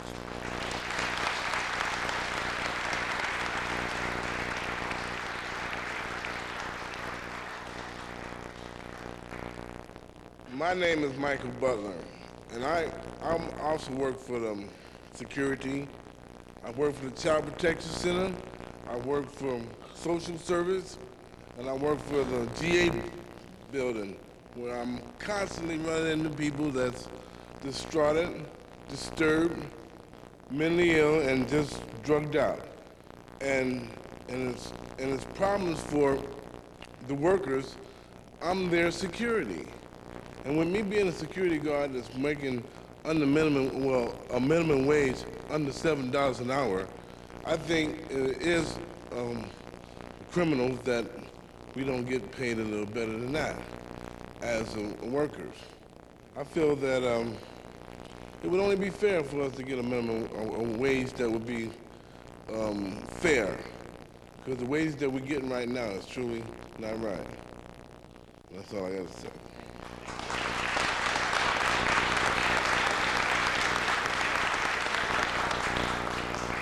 Hi, my name is Daisy, and I work with the Exotic Dancers Alliance, of which many of our members are happy and proud to be members of SEIU Local 790. I'm also with Coyote, and I'm the chair of the Sex Workers Caucus of the Harvey Milk Gay, Lesbian, Bisexual, Transgender Democratic Club. And all the organizations that I work with fully support the living wage ordinance, and we're very grateful that you're bringing it forward.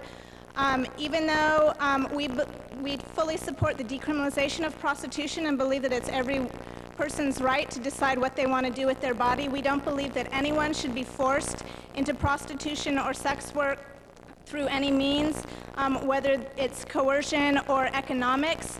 And we know that a lot of women and children are being forced into prostitution in the city today because of high rents, because they can't support themselves on the low wages being offered in many other jobs. And so again, we support the living wage in order to give more people more options, and because even though we support decriminalization of prostitution, we don't want anyone to be forced into prostitution or other sex work through economic reasons, and we believe that this would help the people that we work with. Thank you.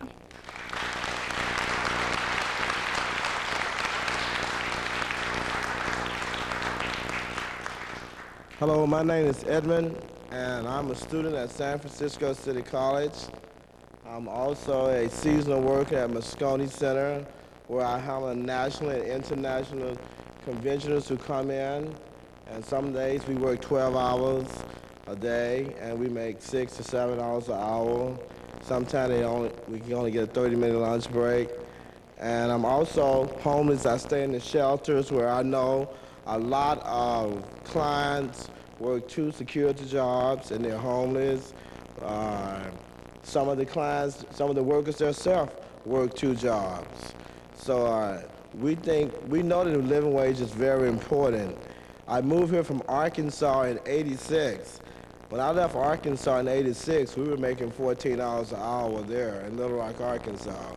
I'm told now in Mississippi they make $14 and $16 an hour. So I know San Francisco should be able to catch up with 2 southern states like Little Rock, Arkansas, and Jackson, Mississippi. Amen, brother.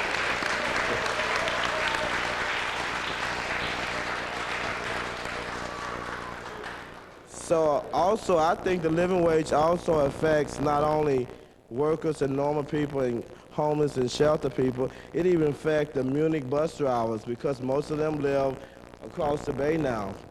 Even the policemen live out of the city. So I think the living wage is good for everyone. It can bring everyone back to the city to live here.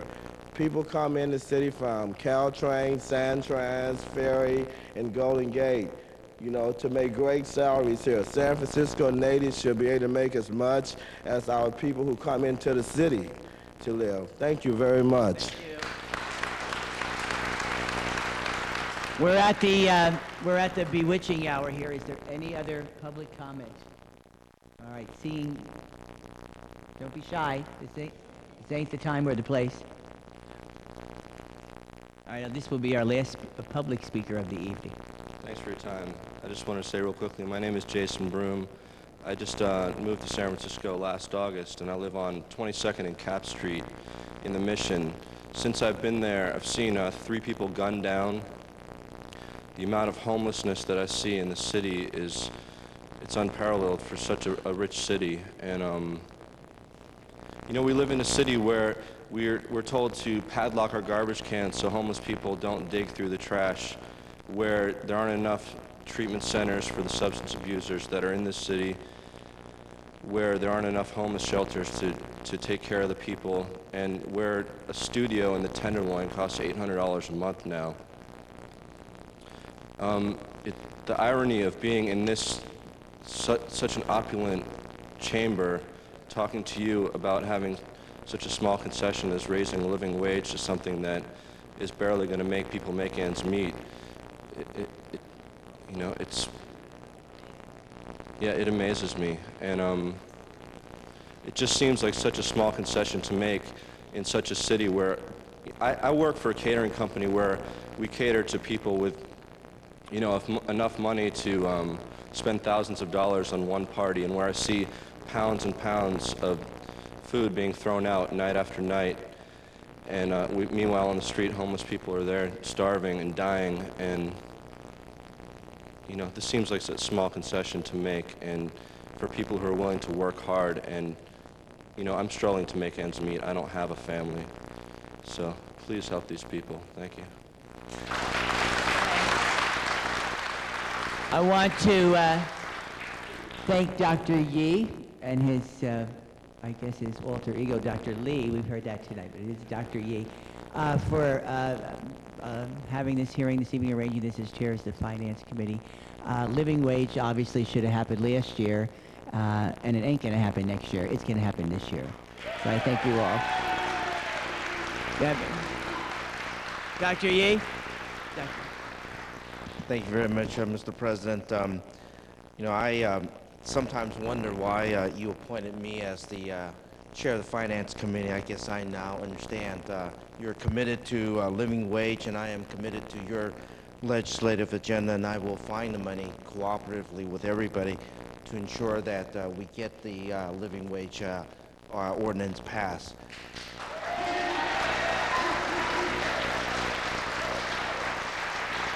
You know, one thing that sticks to my mind is the fact that because we have individuals who don't make enough, that they have to work 2-3 jobs just to make ends meet. And particularly when those individuals have families, you wonder how they're able to give their full attention to their children.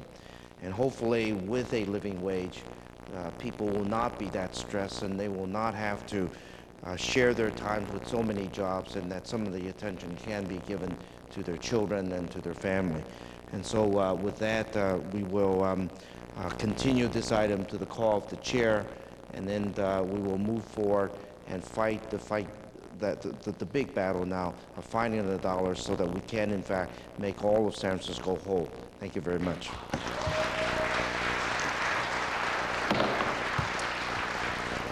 So this item will be continued to the call of the chair, Mr. Clerk.